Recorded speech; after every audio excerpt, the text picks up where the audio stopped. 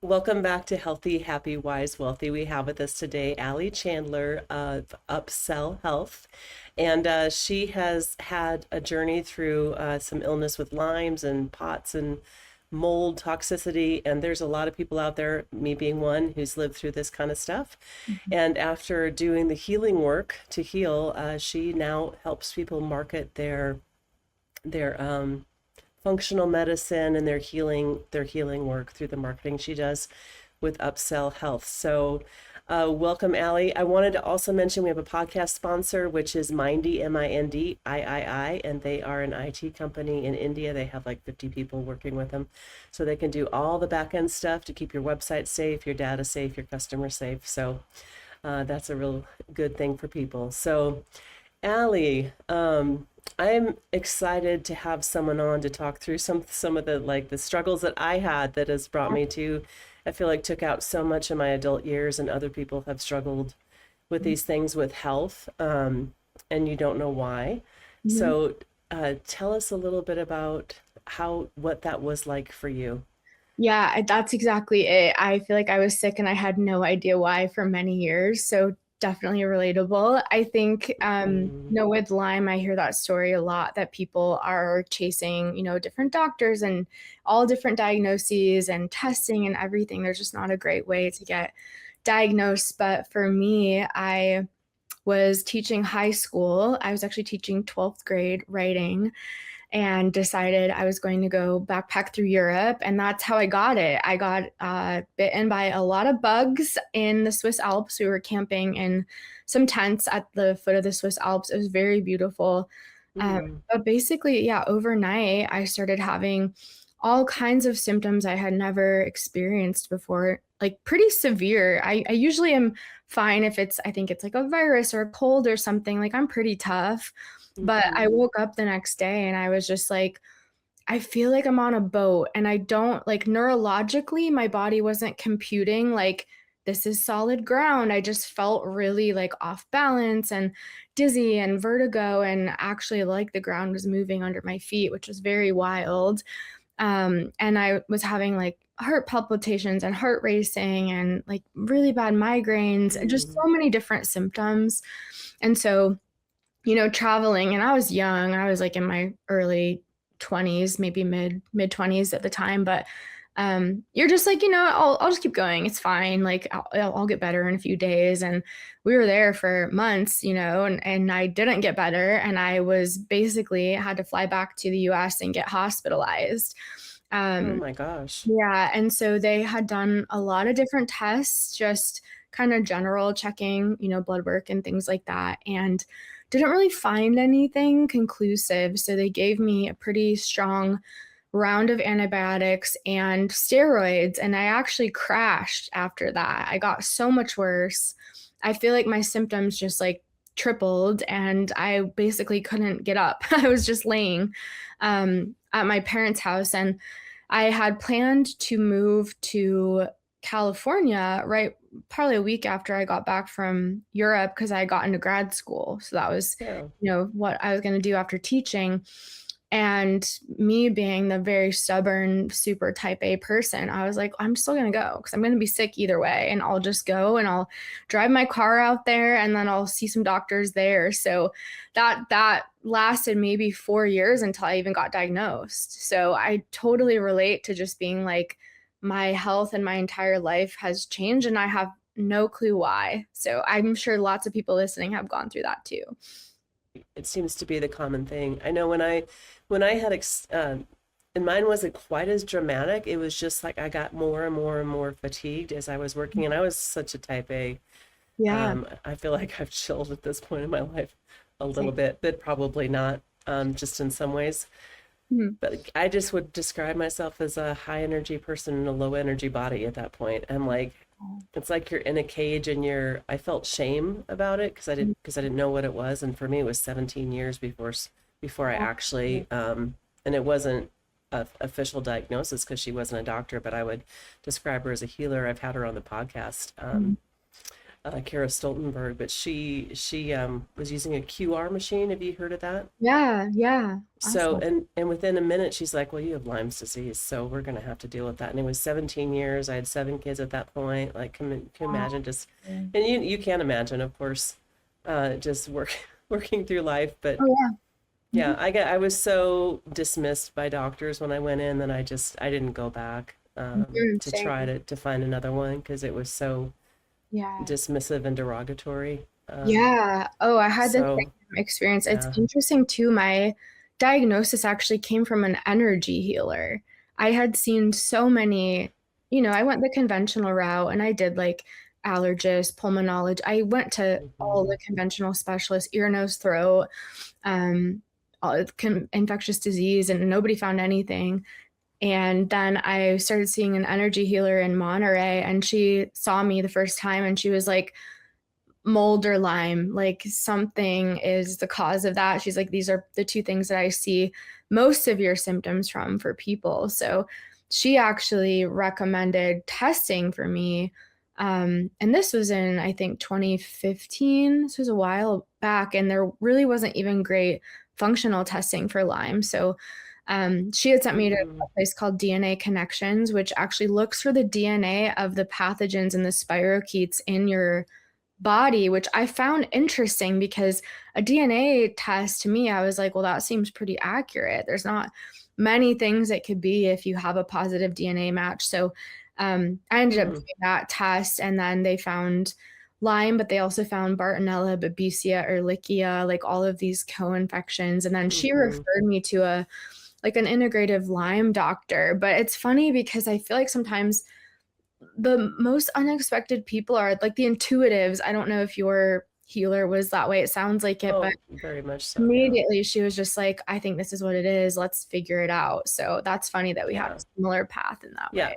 And literally from the time she turned on the machine, it was under 60 seconds, and she's like, She knew. "So this is what we have to do." Wow. Um, and yeah, and boy, was that it was brutal in the beginning. But Yes. so I think so for people who don't really know like what to look for with Lyme's or what it is, I know so we have it's not a virus or a bacteria, it's a spirochete they Mhm. call it. And there is some noise being made now that's it's not naturally occurring, that it was maybe made as a bioweapon, Right. um, which Yeah, is really I heard that. really interesting. And how do you know that when it's a government who did it, and are they're not going to let go of their secrets? But Right. so it goes from you t see, I can't even know if I remember. It goes from a bacteria into you tell me. You remember how Yeah. it goes? It's like 3 stages. One is granular, one Yeah. is bacterial, Hmm. and then it's like, what's that third one? I don't I'm remember what it, forgetting now. but I know that it's what my doctor was saying to me when we were talking about it was that it can get into like all of your organs and your body systems, like it tricks your immune system. So it makes it really difficult to even taking like herbs or antibiotics to target. And that's why people struggle Hmm. chronically for so long, because it's sort of like it becomes really hardy, like stuff can't touch it, and it's smart, right? It can change Yeah, forms and do all of it these can things change to forms. evade like treatments. It's really wild. So Hmm. yeah, it's definitely different than like obviously standard bacteria and things like that. And I don't know like kind of what you did for your treatment, but my doctor was like, you have so much going on in your body that we can't touch the Lyme right away. So we started on some other, like we did drainage. So we did like lymphatic support, kidneys, liver, Hmm. colon, like all the basic organs of elimination. Because he was like, your lymph nodes are swollen. You're not, going to the bathroom enough. Like we got to get these basic things taken care Yeah, of. But we actually did a parasite cleanse before we even got to Lyme. So I thought yeah, that was, pretty interesting because he was like, if I gave you Lyme herbs and things now, like you would just hurt, 'cause, like you would not be able to handle it. So it can be really intense when you're going in and treating it, even with integrative approaches. Like I did not feel well for probably 9 months during that treatment. And then I started kind of seeing the light a little bit, but I don't know if that was like that for you. It was pretty difficult for me. I didn't feel good during Oh no, you feel treatment. awful. I Yeah. think it's actually a parasite. I think that's the third stage. I think one is Oh, bacteria, that makes two sense. is parasite, and the third one is like you hit that, then it goes into granular and Yeah. kind of like seeds out and does it again and goes into it again, which is why when you do an antibiotic, it just hits one stage, but it doesn't. And so you kind of ruin your digestive system and other things with that. Um, And the life and cycle can keep going. yeah, Yeah. so if it's like if it comes on fast and you do the antibiotic, that might help some, but And it's that's because of those three stages. yeah. I know we did a detox from everything. I think part of it, uh, from what I was experiencing is that my body was not detoxing either, which it sounds Mhm. like what you like. I didn't sweat for all those years. Like Yeah. sweating is a detox pathway. Mhm. And this is a pretty important thing too for people to think through. What are your detox pathways? And, it's what goes into the toilet and what you sweat out are the two major ones. Right. Yeah. Yeah. No, So, this doctor was kind of teaching me that a lot of times people with Lyme may have other co-infections, of course. You might mhm, have like experienced, mono as a kid and have chronic EBV, or you might have parasites, or you might have be living in mold and your immune system is already mhm. going into it. You're already a little bit struggling. So I think a lot of people that I've met on the journey definitely had multiple things going on that needed attention. So when you say like, we found out that it was Lyme, it's like you think that there's relief there, but there's actually not. Like it's actually like, oh, this is going to be a pretty long journey, and there's 7 or 8 other things we're going to do before we get here. And then of course there's like the lifestyle changes. There's like my at the time I was married, we were living in Monterey, California, and I had just graduated from grad school when it got really bad and didn't have a job yet. So we were living in a tiny studio above a two-stall garage, the actual size of a two-stall garage. So my doctor was like, you probably need to get an infrared sauna because you're not sweating and we need to like retrain you to sweat. So we've spent probably like $4,000 on a nice like wood, no Mhm. EMF, like no toxin sauna. But it's wild. Like the things that I did, I never thought I would do a coffee enema. I never thought I would be doing castor oil packs on my liver, or, dry brushing before the shower. Like it was work to get better. It Yeah, was a lot a of lot of work. dedication, and the diet. Like I don't know if you followed a particular diet, but I was reacting to a lot of foods and couldn't really pinpoint it because I think my body was just so overwhelmed. But I did the autoimmune paleo diet AIP for a while, and it was so strict. Like we couldn't, it was like meat and some vegetables, but not all vegetables were allowed. So not even eggs. Like it was so, so strict. So it's a lot of commitment, I feel like, when you're Yeah. not sick. But the good news, I guess, for people listening who are still going through that is now I would say I'm like 99% better. I rarely, rarely ever have a symptom that's related to that. And I don't have to worry about things. It's like you create that capacity and you create that health internally that, I can go out to eat with my friends and get like a steak and fries, which I did last night. I had a great time. And before I would have been like, well, I can't have fries. That's going to send me into like a 2 week, bloating and, inflammation and everything. So the good news is, even if it's hard right now for anyone listening, that you can get better and you can create more capacity for yourself so that your body is just like more able to deal with things like that. And I think that's like the Right. hope out of it, right? Like it was it was really hard, but I don't even really take supplements now, which I feel like I shouldn't say because everyone's always like, what do you take? Like, how do you stay well? And I'm like, I really don't do much. Like I really just drink water and work out. I'm pretty healthy with my eating, but it's not like before I felt like I had to take the whole stack to even get through the day, right? Like the B Yeah. vitamins and all Yeah. that. Like I Yeah. would feel it if I didn't. And now I'm just like, I just wake up, go to the gym. That's pretty much it. Yeah, so you kind of completed that cycle of healing. Yeah. So Mhm. that's great. I know I use an infrared sauna too as part of it, and I didn't do some of the other things you did, which maybe I should have, but we were doing. But yeah, I remember detoxing from literally it feels like anything. Like for 1 week we did amoebas. I'm like, what is that Oh, even? interesting. Uh, uh, or for maybe more than a week. I think I saw her at least every other week for years. Yeah. Uh, but mold for a little bit, parasites, bacteria, virus loads. So anything you can really think of, there's probably even more than that. Right. And there was I did a box, this box, Lyme box. So Oh, you put a vial under your tongue. There's 10 vials, and mm. you do that every 3 days, and it Was it really bio? It sounds like an SSR kit. like a bio. The name of the company Homeopathic. was even bio Yes, yeah. something. That's Yeah. my clients. I do their marketing. Oh, really? Yeah, it's like a SSR kit. It's a boba SSR. They're little Yeah, tiny little vials. tiny Yep. capsules. And Yeah. then because I had gotten it, I mean, I had two of my kids who also kind of in utero had gotten it, so they took Oh, it too. okay. And I remember I took a lot of those, and then some other dropper type stuff. So Yeah, that was a year-long thing in addition to mm, all the others. So we did supplement up a lot. And right. I'm similar to you where I'm not doing a lot of them right now.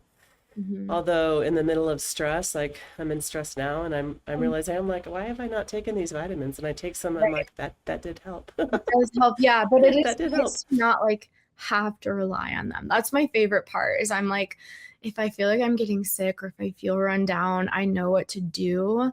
But like my everyday life, I'm not like I'm taking a lot of gym bro supplements now. I'm taking like creatine and like some aminos and things like that just because I'm lifting a lot. But it's nothing really that I would consider, like Lyme support or anything like that. And so I know it's interesting that people are always like, well, you're just going to have it your whole life. It's going to be in like different life cycles and you can't really fully get rid of it. But when I tell you, I've not thought about Lyme in like the last 3 to 4 years.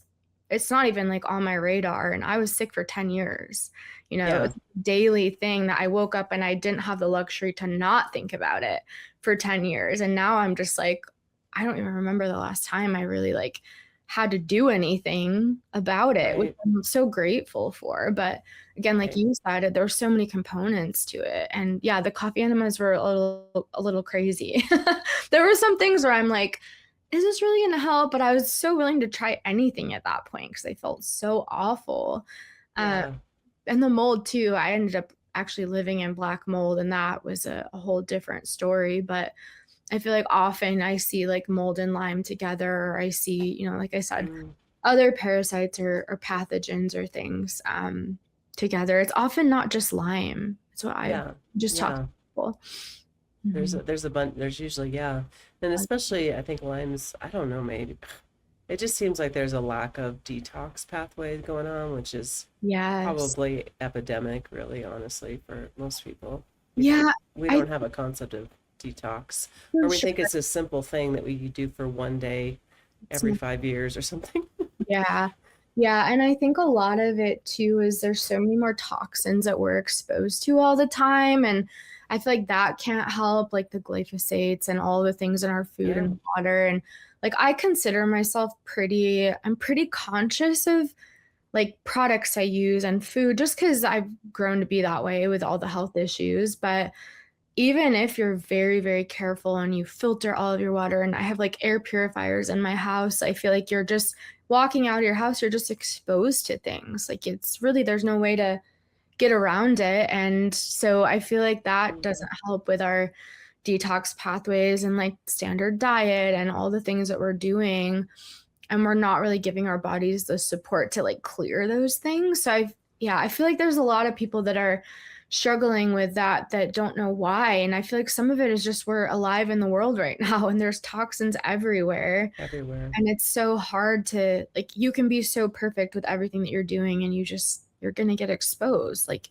just breathing the air, you know. Yeah. Well, and it's increased the last 2 years even. So, I mean, I was really worried about it in the early 90s, which is when I got Lyme's. Mhm. And so Mhm. it has gotten worse every year. I Wow. mean, it just Yeah. But the last couple years, it's just like, It's scary because you feel it's like you can't do it's anything. enraged. Yeah. Well, Yeah. one person can't, and I just like I feel like that the hope is that everyone understanding what's going on will create a difference Mm-hmm. because everyone doing something, that's where I'm like, where is there hope in this? And I'm like, okay, so they're spraying us with crap. Yeah. And we know for sure glyphosate is one of them, and that just got, but there's other stuff. So it just feels like we can't do anything about it. It's in the air, but I'm like, but these places take place on the ground. The airplanes take off from the ground. It's Mm-hmm. made somewhere in a factory on the ground. Right. Like, like there's people going to work. There's many steps involved to get there. Yeah. Yeah, so all that stuff is a location that can be stopped if there's enough awareness, I think, and an understanding of it has to stop. It has to Mm-hmm. stop. Yeah. So Yeah. that's where I feel like, and it's part of the reason I'm doing the podcast too. I'm like, well, I'm just me, but I'll do something, You can you know. educate people. Yeah, it's crazy. I think a lot of people aren't aware of it, but people like you are definitely helping. But even when I was living in California, there were multiple things that I would get like a notice in the mail. And there was one time that they were like, we're gonna release 2 million genetically engineered mosquitoes in this Mhm. area, just letting you know. And I called my parents and I was like, I don't want this. Like, what do you mean you made mosquitoes in a lab and you're going to just like put them in the Yeah, environment? But the idea which they explained was that like they're not breedable and then they would like somehow kill the other mosquitoes. But I was like, I just feel like this isn't a thing we should be messing with. Like no, felt very I felt very like out of control of that because it was like this is going to happen no matter if I say anything or not. But I feel like if enough people figure out how to speak up about stuff like that, or what are the hmm steps to take to call someone to like take a stand or whatever, it's like at the time I was like, I don't feel like I have a choice, but I also there's so many things that are happening that we're not notified about, right? Like there's so many things that we're exposed to that we're not getting a notice in the mail about. But I just thought that was interesting because I was like, we're just genetically yeah, modifying bugs and putting them out into the world. Like it's crazy. yeah. I mean, the world is run by mad scientists. So what do? You can feel hopeless about that, or you can go, Yeah. there's more of us than them. So what can we do? Not Like, okay with this. Yeah. Band together. That's the thing is like in creating communities like this that you have here, it's really nice. Like I just went to a conference 2 weeks ago. It's actually an old supplement company that I worked for called Cellcore. I feel like, do you know them? I don't. Okay, I feel like you would Yeah. you would really like that brand because they do speak about like cloud seeding and geoengineering and all of these things. They're very open about it. So a lot of the conference was on those topics, but then it's also all for practitioners and health coaches and people. And so hmm what do we do about it? So it was kind of half like education of here are things happening in the world and it's scary, but I feel like everyone there has the same perspective on it. And then it's like, okay, well, you're seeing patients who are sicker than they've ever been, and protocols you used 5, 10 years ago aren't touching the things that they're dealing with anymore. So what do we need? Like it's like the whole landscape of health and wellness is shifting based on the amount of toxins we're continually exposed to.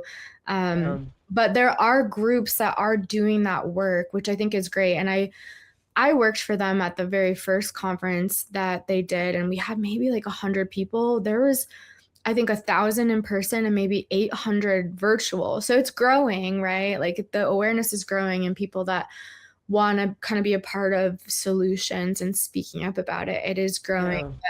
But it was kind of interesting to like hear the latest on, what's happening in the world and protocols for, I mean, there's so many exhibitors there that had different detox tools and different like lab work and things that you can use to help. Cause I think sometimes as a patient, when you're sick, you don't know where to go. Like you just are like, I don't feel well and I don't know who as a practitioner or a brand like hmm understands me and what's going to help. So I feel like that's something that I experience a lot is just, I don't know where to turn because I just feel Right.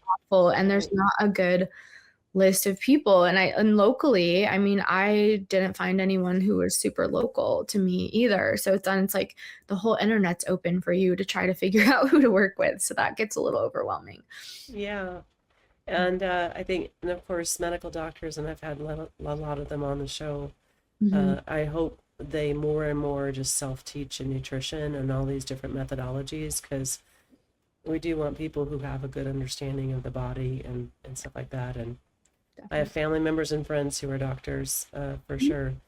Yeah. Also, I have gone to doctors, and especially like as you get into menopause, I'm like, okay, Mhm. let me go get, an annual checkup. Right. And it's just like you're just batting away pharmaceuticals that they're Right. so excited to offer you. Get you And off.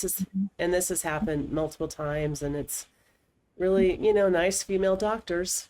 Right. And I'm just like, no, no to Yeah. that. Yeah. And really, one prescription was just handed into my hand, this last one.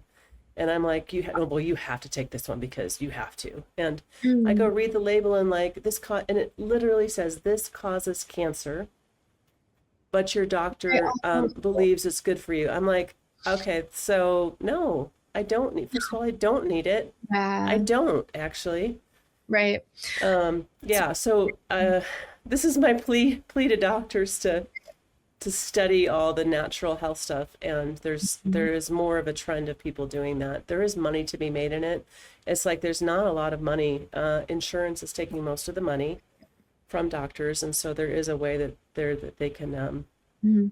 make more income, I think, through Yeah. offering natural options for people, because we're looking for them, you Definitely. know. Yeah, Yeah. there's a lot of, so being in marketing, I do a lot of market Mhm. research, and I feel like there's such a high percentage. I want to say it's like 72% of people in the US are currently taking supplements. It's almost 75% of people.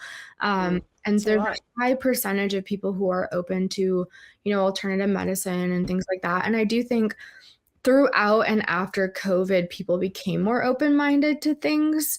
It seems like those numbers are Mhm. growing, and so I do feel like there's sort of this collective awakening happening where people are like, maybe I grew up my whole life with conventional medicine because I didn't know there were other alternatives, or I didn't know where to go for them, but I Yeah. do feel like it's becoming more and more common that people are seeking that out. But I do feel like doctors, I mean, at minimum, have a responsibility to explain like the side effects and the potential downside of medication rather than just like, here it is, this is what you're going to take. Like I have a friend who has a doctor conventional that she actually loves because the doctor doesn't push anything on her. She'll say, Hmm. here's what's going on with you according to the testing. Here's three options, right? You can do nothing. You can take this prescription. Here are the side effects. Or you could maybe go this more alternative route. And she's super open minded to um, educating the patient, which I think is great, right? Like the patient Hmm. is the one in charge. It's your health. So being an advocate for yourself, I feel like sometimes we don't feel we're in a position to speak up to doctors because, like you said, they'll just hand something to you and they're like, this is the answer, rather than as a patient, you should have agency over your health and you should understand the risks and, potential benefits and things like that. And I don't know that that's always, the time taken to explain those things. So it's okay to Yeah. ask, right? And I'm sure like people have learned that over the years, but, hey, is there any other option than this? Or hey, like what's the downside of, of this? And sometimes having those conversations can feel a little bit awkward, but it is good to know, and I feel like that's such an important thing that I wish more doctors were open to, like, let me explain, the potential side effects or the potential downside of this medication too. Like, are the downsides worse than your health issue that we're trying to, resolve? Right. In some cases, maybe. Yeah. So Right. giving you more information, I think is always good. I love that concept, and I just don't Mhm. understand why it isn't every Right. single doctor. So Exactly. if there's doctors listening, I'm like, we want this. We Yeah. want this. We Mhm. want like, and I know some people want to take the pharmaceutical, but like the three options, you can do nothing. You can, here's a Right. drug, here's all the side effects, and here's the natural options we can do and take. And I Mhm. even have this vitamin line that I've vetted at my clinic, so you can buy it from me, and now you have, like this Mhm. ongoing revenue from that Right. versus the perk that, the pharmaceutical drug company gives you Yeah. for money. Hitting certain So, quotas and yeah, things. Yeah. yeah. Mhm. So there's all that. Yeah. I know everyone has to make money, and certainly doctors do too. Right. So, there's other ways to do it too. So I love the options. Yeah. That's great. So, Allie, so you transitioned after your healing into doing marketing for healers. Mhm. I'll say that maybe in quotes, Yeah. because that can encompass a medical doctor or other modalities of people Right. doing work. So tell Mhm. us about that. Yeah. And that's Upsell Health. Yeah, it Yes. is. Okay. Yeah, so it's actually interesting how I got into it. So the energy healer had referred me to the Lyme doctor that I ended up working with, and his name was Dr. J. And long story short is he ended up founding that supplement company that I just told you about, that the conference I just went to. Okay. That happened a little bit later, but when I was sick, I ended up working with him, and he was down in San Diego. I was in Monterey, and he was doing a retreat, which he was marketing to like clients or anyone who wanted to come, eat healthy food and learn from him about Lyme and mold and things like that. And so my husband at the time was like, we need to go. And I laughed because I was so sick. I was actually bedbound for 2 years. I couldn't Oh, walk. And he was carrying me to my doctor's appointments over his shoulder to the car. And he's like, let's go to this retreat. And I'm like, me walking from a car inside like a house at that point was very difficult. Like I would call ahead for a wheelchair, any appointment that I had. And so I looked at him and I was like, you think I can go up 3 flights of stairs and do rooftop yoga? Like, there's no way. But we ended up going. And during that retreat, I heard him say he needed help with writing. Well, I had just graduated from grad school with a writing degree. And so I went up to him and I was like, I know I'm really sick right now, but I would love to work for you. Like I was actually doing copywriting for someone else in the industry at the time. And he's like, yeah, yeah, like when you get back, just send us your resume or whatever. And I was like, no, tomorrow during the retreat, like I want to have an interview. Like I just felt like it was the right, I don't know, I felt so aligned with it. I just felt like it was the right thing. My whole body was like, okay, like you need to do this. Um, yeah. and so the next day, I'm like sitting on the couch, so tired, like just from walking inside. And we ended up talking, and he was like, okay, like let's give it a try. And I think I started by doing like 2,000 word blogs, which is very long, for like $100. I mean, it was so, so cheap. And they just, built up my hours and everything. So I ended up working for him as a Lyme doctor doing marketing for like 4 years. And then he created that supplement company, and I went over there and kind of got into the supplement side of things. They sold to doctors, any practitioners, and they also had a consumer line. So that's how I got into this. Actually, it was like Mhm. 8 years before I started my own business. And then, there was some things that had they sold the company, and I just was like, okay, I'm gonna go out on my own and start this company. And so, yeah, it's been really great just kind of like having the personal experience. Of course, I have the writing degree, can do the copywriting, but having the experience as someone who was really sick and got better, I feel like I have a unique perspective. One, I've done so much research in functional medicine trying to heal myself, but Yeah. two, I understand that some of the marketing tactics that are really common don't really work on people who are chronically ill, because our nervous systems typically are so dysregulated already that if you come at it with like a very aggressive urgency, fear mongering, like sometimes that doesn't hit because we're not even in a place to accept the message, right? Like we're so just like trying to keep ourselves calm and like get through the day that Right. Yeah. anything like that I've found doesn't work as effectively as a more like gentle education approach. And hey, if this sounds like it works for you, check this out. And so I have this super unique perspective because of all of that. But it's such a wild story of like how I got into what I'm doing with my business, just like the firsthand experience. And I was talking to one of my friends the other day and I was like, I don't know what I would be doing had I not gotten sick, which is like, of course, nobody wants to go through 10 years of being very like ill, but I do feel grateful that I feel like I'm truly like living in my purpose now and I'm doing what I'm meant to be doing. And I feel so excited to like wake up and work. I've never had that feeling before owning my own business. I've just been like, I cannot wait for Monday. I probably am working all weekend anyway, but I'm so excited for my team to like come back on Slack and like start brainstorming with them. So it's interesting because I feel like sometimes your mess can become the message, or like your pain can become your Mhm. purpose. And when you're going through it, it's hard to see that. But after you've gone through it, you're like, okay, like this was all sort of for a reason and a Mhm. purpose, and I can help other people. And I think there's a lot of Yeah. practitioners and health coaches who have a similar story, I think. Yeah, for sure. For Mhm. sure. And so glad that you're doing that, really. So right now you are taking on other, so if someone is in the health and wellness space, you're Mhm. taking on new clients also, right? Yeah, So so they I can contact just you? grew my team. So I doubled my internal team this year. And so they're amazing. I have like 8 people that work under me now. And so we have someone who does websites exclusively, and a project manager, a copywriter, designer. Like we have all of the components. So yeah, definitely supplement companies and practitioners who are just wanting to sort of grow their wellness Yeah, brands. Yeah. that's wonderful. Mhm. So upsellhealth.com they can go to and find out more about that. Yep. So someone tell me a little bit like how is your messaging different from normal marketing? Yeah, so I coined a term called empathy-led marketing, and I think that's what I do really well is I can, write an email where I can make the consumer, the client, the patient feel really seen and understood because I know what I needed to hear when I was sick, right? It's very much Yeah. like a human to human conversation rather than sometimes I feel like when I get emails from certain brands, it's very much like, here's the sale and you need to buy this right now. And it's just like so easy to scroll past that when you're sick. But if somebody was like, hey, like, I see you, I see your symptoms.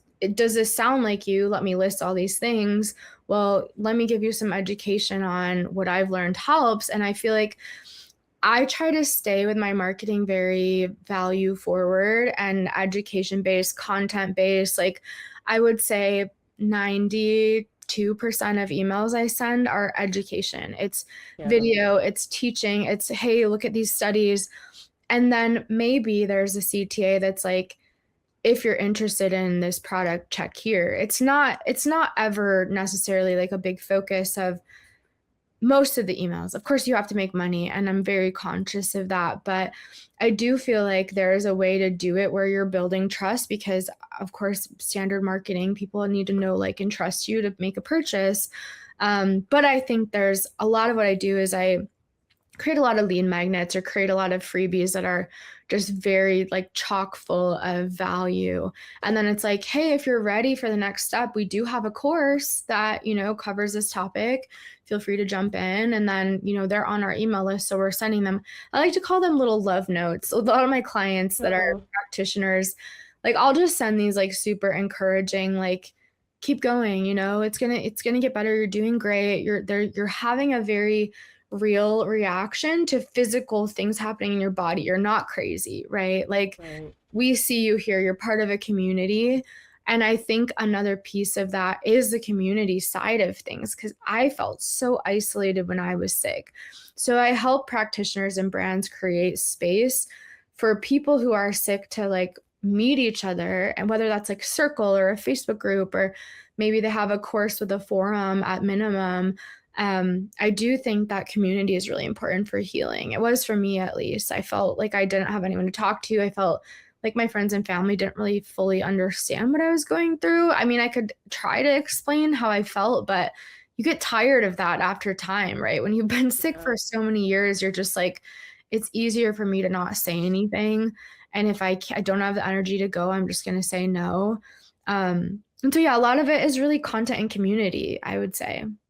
Yeah, for sure. Mhm. Yeah, I know when I went through that, it's like it was really 1994. Like it Mhm. was so, Yeah. I hadn't finished my college degree yet and just gotten married. And Mhm. so I, chiropractic helped some. And then going from just kind of a, a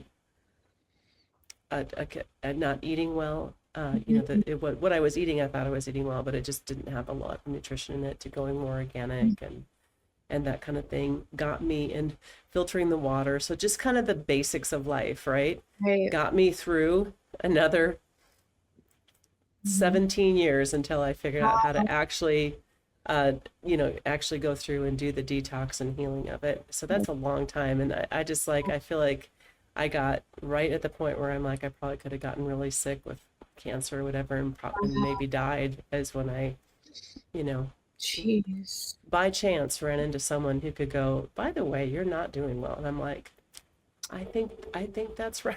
Yeah, you're just But used to it.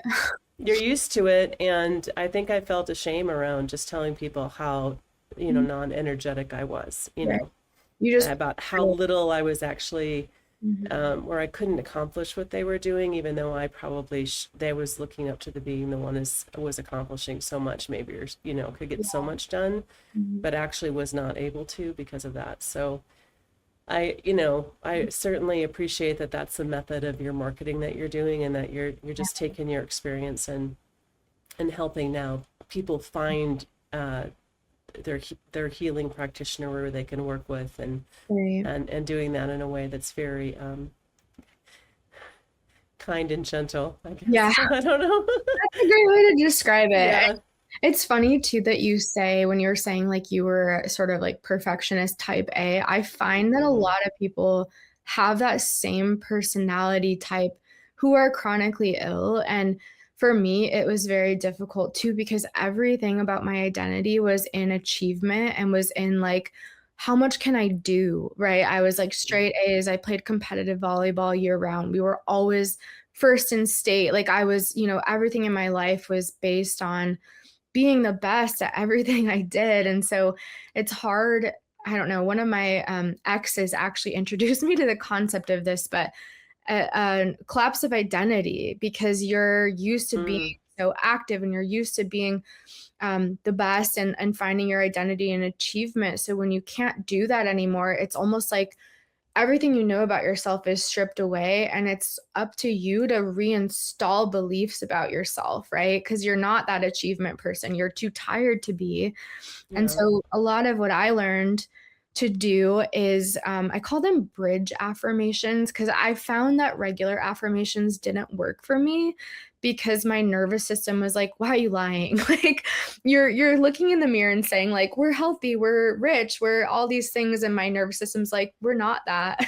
Yeah. And so one thing that I found really helpful was bridging that gap and saying, like, I'm open to the idea that I can reclaim my full health, or like, I'm on a path to becoming vibrant and strong and, an active person again.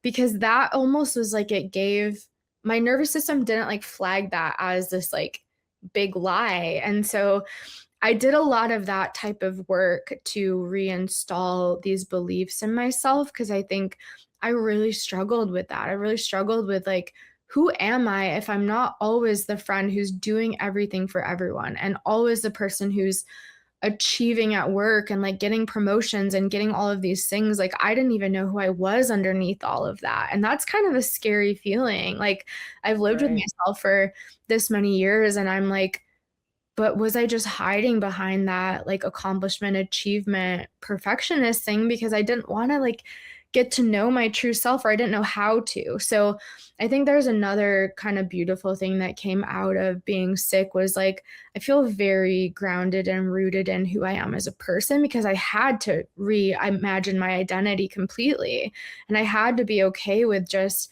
I'm valuable for who I am and the person I am and my kindness and my empathy and all of these like things I just am rather than what I'm doing for everyone. And I think that's hard for a lot of us with chronic illness who have had to step back and had to like rest and had to, be disappointing our friends because we can't show up the way that we want to. But actually, it's a Right. great time for you to be like, well, who am I underneath all of that? And do some of that deep work. And it took me a couple years. It was not easy to do, but I feel like I'm a completely different person now and in such a good way because of that. Yeah. Well, yeah, for sure. Mhm. Because people who've gone through it and have done the healing work lead others, and there's just so many who aren't doing well, or they don't realize some of the health choices that they're making are taking them to a precipice Right. that's, you're gonna either change, you're gonna decline Yeah. rapidly. Mhm. So those are gonna be your choices. If and so many people are just kind of getting too close to that, Yeah, in my opinion. I agree. So we don't want that for you. And change is hard.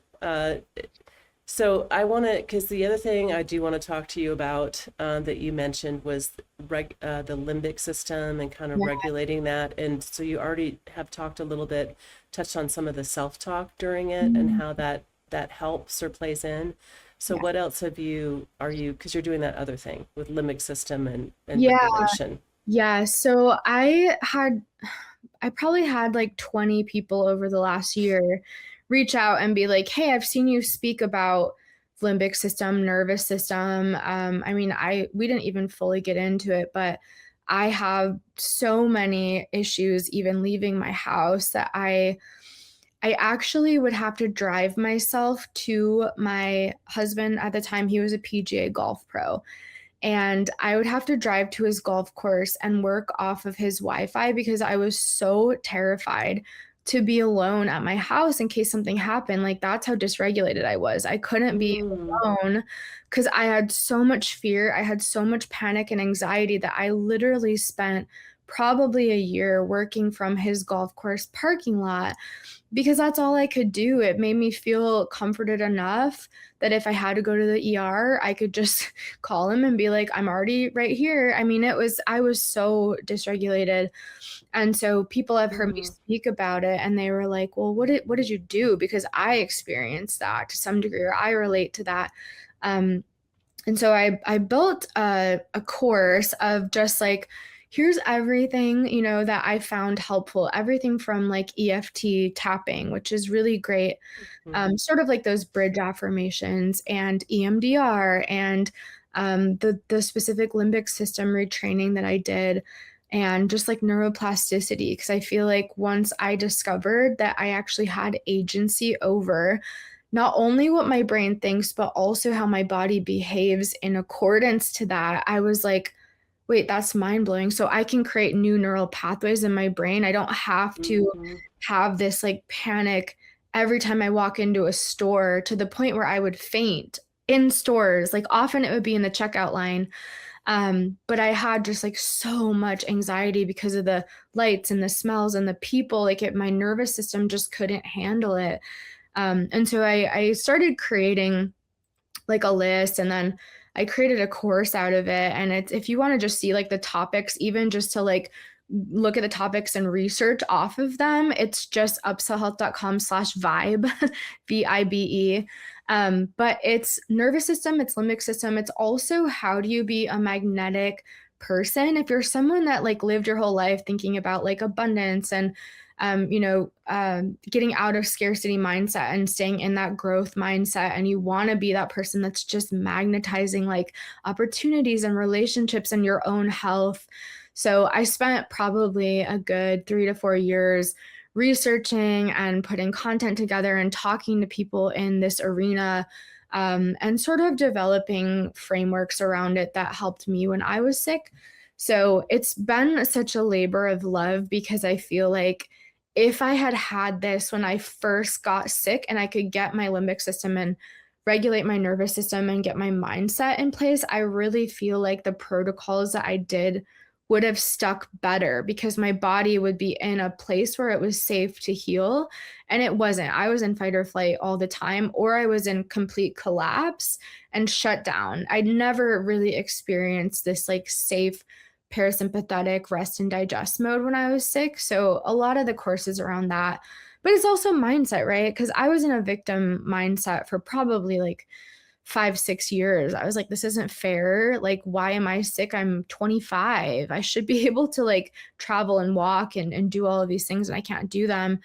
And so, yeah, a lot of it's mindset too. And I think there's so many important pieces, but it's like the energy side, it's the emotional side of things, it's your spiritual side, no matter what you believe. Like, we all are spiritual Mhm. beings of some kind. And how do we like see ourselves as a whole human and not just our physical symptoms? So it's really like, honestly, the culmination of really 12, 13 years of me being sick and kind of putting it all together. Yeah. Well, Mhm. and so many things can go into this. Like, it's not like anything happens in a bubble. So, Right. like, I do think there's certain things with abuse that prime us Mhm. for being for getting sick Totally. because our nervous system does do that. So, Yeah. uh, Mhm. it because abuse or the tough situations of being around people who are not safe or safe sometimes and then not others or whatever it is, Yeah. it's a nervous system issue, so your nervous system adjusts to that. And then I think I don't actually really know what it is, but I do think that can prime our bodies to Absolutely. not be healthy. Absolutely. Yeah. And a So lot of what I talk about is healing from trauma. I also talk about attachment style. Cause right, if you grew up with parents who were not, there for you and didn't support you emotionally and physically, maybe, it's almost like you're primed to attract that because that's what you know. So it's also mm, thinking about like childhood things. And I talk about like internal family systems and going back to like your inner child and all these like parts inside of mhm, you. Like, there's so many components to it, but I feel like, having a roadmap of like, hey, here's a bunch of options of things that may help you get better. And this can be layered onto any protocol, right? I don't do supplements at all in this. I don't recommend, any protocol. So it's really like both and, right? If you're doing a physical protocol, you can add this layer on if you want to mhm. talk about the energetic mindset, nervous system, limbic system healing. It's sort of like they can happen in conjunction, definitely. And there is something, I know you mentioned EFT and EMDR, and that's interesting because I've done both of those Mhm. also. Yeah. So like there's something here Yeah. in healing from physical illness and any underlying traumatic things to do. So let's just tell people what they are if they've not heard of it. So EFT, the tapping. Yeah, so emotional freedom technique. So basically there's like little acupressure points that you tap on while you're saying a certain script. So you can even go on YouTube and you can find a bunch of people who will teach you how to tap. What I like about it though is that what you're doing is you're saying like, even though I'm having this anxiety and symptom right now, I completely love and accept myself. And that's kind of how you Mhm. start out. And then you talk yourself through like, Yeah, calming down and like regulating, but it's like nice. this is how I was taught it to go here. Yeah, yeah, there's a whole Is that sequence it? you can, yep, Yeah. yeah. And like here and then under your armpit and then go back I as think you're saying the things. Yeah. yeah, it's great for acute. Like, I would use it often if I was trying to like push myself to like go in a grocery store and I would have that anxiety because so many times it had gone wrong. And I was like, I'm gonna stop this script. Like, I'm not even inside. I'm in my car and I'm having the symptoms as if I'm inside, stressed already. Like, that's not normal. And so I was like, we're not going to do this anymore. Like, I'm going to tell my body, yes, even though I feel anxious and I feel like I'm going to faint and I'm dizzy and I'm scared, I completely love and accept myself. And then I would do the whole, it's like 5 minutes, less than 5 minutes to do the whole thing. That's really helpful for acute situations. EMDR, I would say, it's that rapid eye movement desensitization, if you've heard about that. But Right. I wasn't ready to do that when I was sick. That's something that actually came toward the end of my healing because I do think in order to safely do EMDR, you do have to have a fairly regulated nervous system. Even when I went in, I probably started it 2, 3 years ago.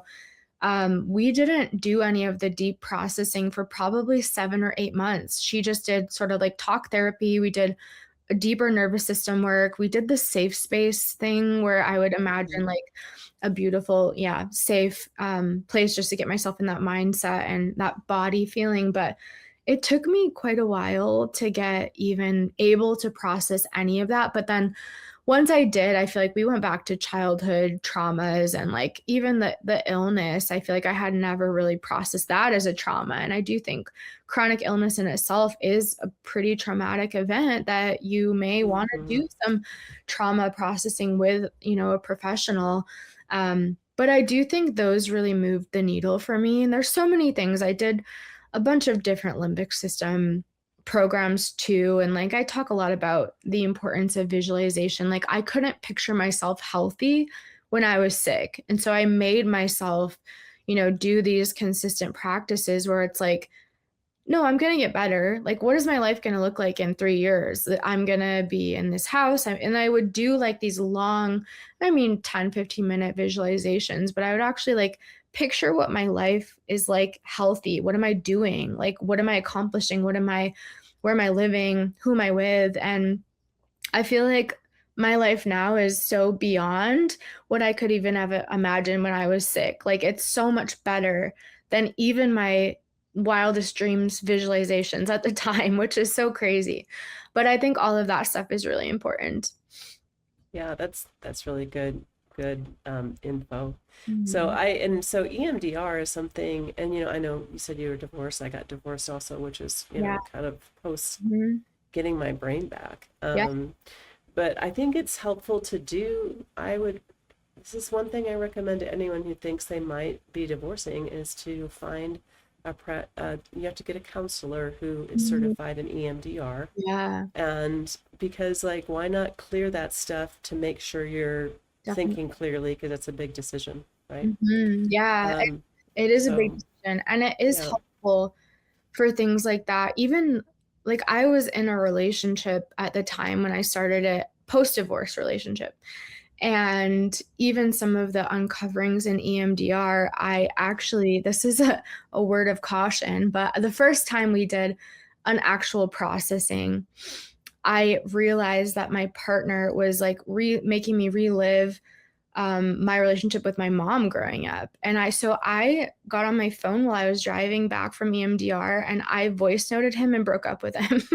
So just like try not to make any rash decisions after, like make sure you're like regulating yourself and you're, kind of getting back into that space. But it is really great to like see things clearly because it wasn't a good relationship for me. Probably shouldn't have done it that way or at that time, but it did help me sort of like uncover and process things. Like, do you want to Hmm. repeat these patterns from your childhood? Like, do you really want to do that your whole life? And I was like, no. Get my phone out. I'm like, I can't do this anymore. Yeah, But it does help like clarify things for you, even though that session was not even directly about him at all. It was interesting. that is interesting. And a side note about counseling, and I do think a lot of counselors are super stressed, Mm, and maybe are doing things that aren't completely yeah. ethical with bringing some of their own stuff Oh, into the session or whatever. So it is really frustrating when you're at the point where you're like, I have to have counseling, and then to try to go through a bunch of counselors. yeah. So that's another thing. I do feel like if they know EMDR, you can at least go, let's just do that, Right. which I've done before. I'm like, that's not, Right. this is not helpful, but can we do that? And Mhm.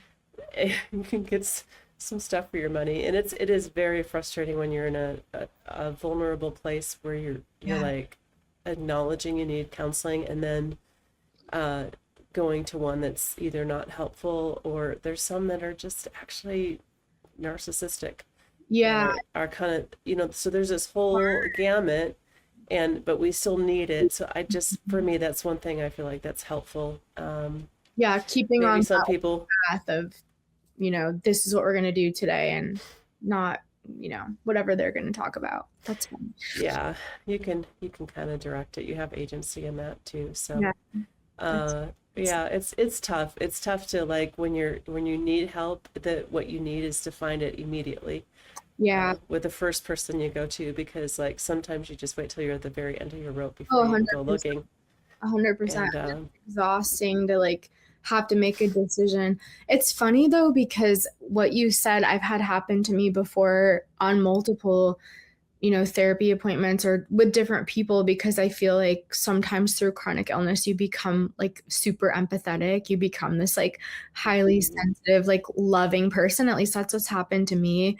And so sometimes in therapy, I'll become the therapist. Like I'll like, they'll Yes. start to like chat with me about their day and I'm like, oh my gosh, like, and then I'll start asking them questions and I'm like, wait a second, I'm paying for this. Like I become Right. their sounding board. But yeah, I struggled a bit with boundaries with that because I do like really care about people and I love humans and like I want to, it's hard for me to like feel like it's very one-sided and like we're just talking about me, even though I'm paying them, so Right. it's crazy. Right. Sometimes I've like feel like I've given therapy to my therapist before. Yeah. I almost feel like, healers need a healing. Like the people who are in the work of doing the healing work.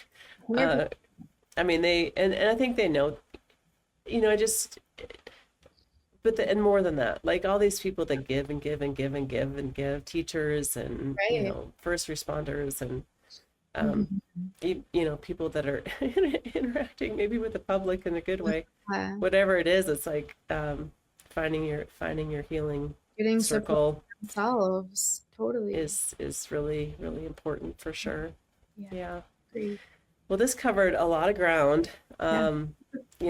I just feel like there's probably so much more there that, we could just go into probably an hour on Totally. everything about being grounded. But Mhm. one thing I wanted to just riff on some of the couple of things you said, but in finding agency, which means I have the power inside of me to make change. And so a Mhm. couple of these things are just like if you're having anxiety, just the power we have that's no cost in our body to make changes. And there's three I can think of. One is that when you learn tapping, you can do that. That'll get you into that.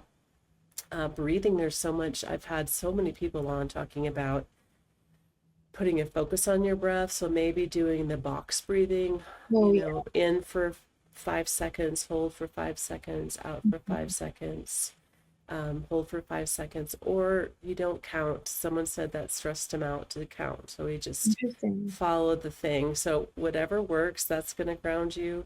I had another one talk about embodiment, another guest, and it's just like feel your legs. Where are Mhm. they on the earth? Feel your shoulders. Are they now straighten up Right. your spine to the sky. And even as I say that, I always shift. And Right. that was a good thought for me as I was moving, because I'm like, I'm either on the computer like this or I'm just bent so over moving. And I'm like yeah, like sit up. re-feeling where my spine is, like, Mhm. and up and down. So just there's so many things we do have agency. Those are just three little examples. That's great. Um, no cost ones, but so, what would you say to someone who's just feeling like they don't feel good? I know you do this all the time, but like they're listening, they're Yeah. like, I don't feel good. Where should I start? So, what I have found helpful is my biggest stressor, like I said, was finding where to look and where to go.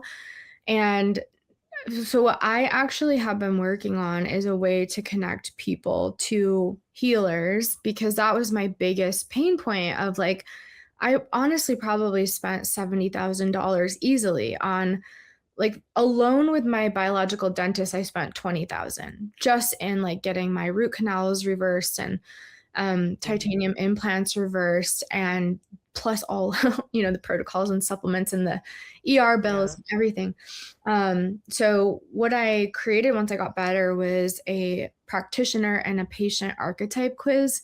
So you can understand like as a healer, what's your type? Are you a phoenix? Are you a rebel disruptor? Are you a guardian superhero? Just depending on how you naturally want to heal others. And then I was like, well, I should make one for patients. So I spent a long time doing a lot of research, talking to a lot of practitioners. And so I have a patient archetype too, and they're free. So I would say an easy thing to do would be go take that. So if you just go to upsellhealth.com/archetype, you can get a free report. You don't have to pay anything. You can take the quiz, you can learn about like what's important to you as a person who's healing. And then I'm creating an app which is going to match you. I call it the Tinder of functional medicine, but it'll rank your archetype, your root causes. If you care about their credentials and location, it'll give you a percentage match. So it takes like the guesswork away from people of like, I'm on an endless internet search and I don't feel like I can even make a decision because I'm so tired. Like I can't, Right. removes that decision fatigue. And so I'm hoping that the next like 20, 30 years of my life, I can just spend making that process easier for people. And the first way to do that, I think, is to help them to decide with a logical way, like, here's a practitioner that if you really care about lab testing and data, this is the type you should go for, layering on whatever root causes you're dealing with whatever they work with. It's just an easy way to match people. Mm-hmm. And so I'm Nice. hoping that that's really helpful for people. But I think, yeah, just doing some of, like you said, the free nervous system regulation. There's so many things you can find on YouTube. Like even if you're like, ooh, EFT sounded interesting, just go search it and you can watch videos. You can easily learn it yourself. There was a video I watched probably 100 times because I wanted to learn lymphatic drainage on myself because I was swollen everywhere. And I think her name's Heather. I have the video memorized now, but I just YouTubed it and did like this lymphatic drainage. I think she has like multi-millions of views now. They're probably half from me.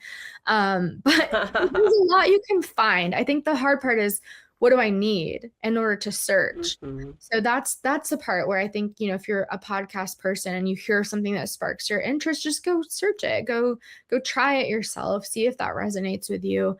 And if it's something that keeps coming up in your brain, I always say, like, pay attention to that. If you've heard EFT on 6 different podcasts now, maybe that's a sign that that's something that you should look into for your own healing. So I think, again, the idea of agency, I know it's really hard when you're sick to have energy and to feel motivated sometimes, but just kind of look for those little like synchronicities of life. Like, oh, I've heard this a few times, or like somebody sent me a link to this a couple times. Like, I'm going to go check that out. So I think that makes it less stressful and less like, oh, I'm going to have to like do all of this work and find, do all this research and spend many hours of my day. I think just like being open to little signs like that is also helpful. Yeah. Yeah, that's really good advice.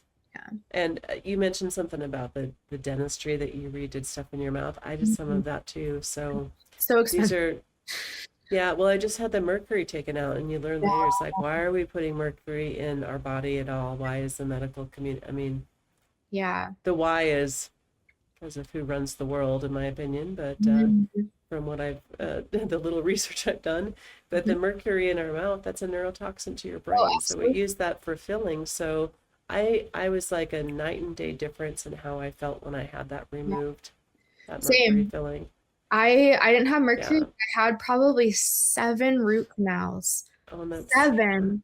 And those, like, the bacteria can get trapped there. And I think the layer of Lyme on top of it, I do think spirochetes can live in that because it's not able to be fully cleared out. So you just have this like dead tooth with, they've tried to pull the roots out and pack it in with healing things. But my root canals they showed me the teeth after they removed them, and some of them were black, like fully black. And I was like, this was in my mouth, like making me feel absolutely horrible. And yeah, it was an investment, and we were not making much money when we paid that, and we had to pay cash. So I understand like healing can be really expensive, but I think finding the right fit for you and knowing that some of these things can really move the needle. Like that was a big one for me too. I finally was like, okay, I don't have active like festering infections now underneath teeth that are supposed to be fixed. That's such a catastrophic thing that we're not dealing with. And we need more people who know what to do with that. Dentists, for instance, to offer that alternative type things besides the standard. And I just like, that's what we want. That's what we need. We're asking for that. We want choices. Yes. To come full circle. Let us know the options and the risks. Let us know the options. Yeah. But because you have heard, like, if it goes in, because your mouth is, you're leaking into your body from you swallow your saliva all the time. Yeah. So whatever is in your mouth is going to leach into your body and cause different Yeah. different heart or whatever problems that it causes. So Mhm. that's very important to pay attention to too. It is. Yeah, It all these is. so many things that we have the choices and like let's buy clean things. Let's not put so many chemicals into our environment, which is a big thing too. You don't have to it's not really the necessarily the virus and bacteria that's going to be the main culprit is often Hmm. the heavy metals Right. and the kind of just the cancerous chemicals that are everywhere and Yeah, the perfumes and the dyes and these kind of things. absolutely. Avoid those. So there's a lot of we do still have choice. We have a lot of choice we can make. Hmm. Um, so one thing at a time. That was that was how I handled it. One thing at a time. Cleaning out the kitchen, cleaning out your mouth. Overwhelming. It can get overwhelming. Yeah, making a list, Overwhelming. Yeah. tackle, like this week I'm going to look into a better foundation. Like just tackle one thing a week and then you'll get there. You don't have to like Yeah. throw all your stuff away. I think that's the hard part for people. I think it's okay to like use something up and feel like you're not trashing like thousands and thousands of dollars at once. Just the next time you buy it, have a plan, right? A healthier Hmm. option for that. Yeah. Yeah. So thank you. We're probably running a little over time. So tell me, kind of in closing, so you work with practitioners, but you also kind of just work with people who are needing to find a healer. Yeah.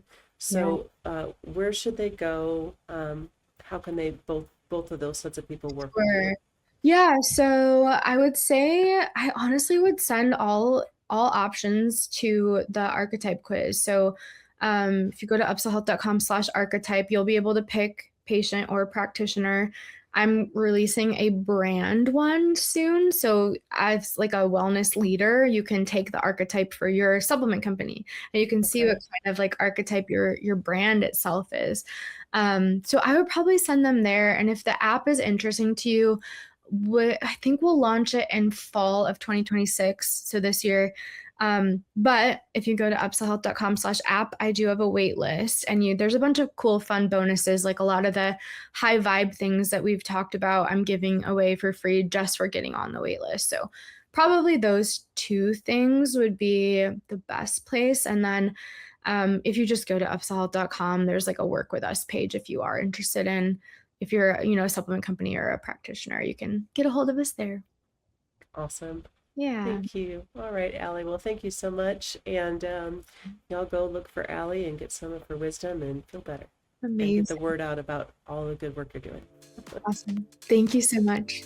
Yeah, you're welcome. Did you like that? You can watch more episodes here, subscribe over here. We actually have new episodes with awesome guests every Thursday, so check back in. Is that all?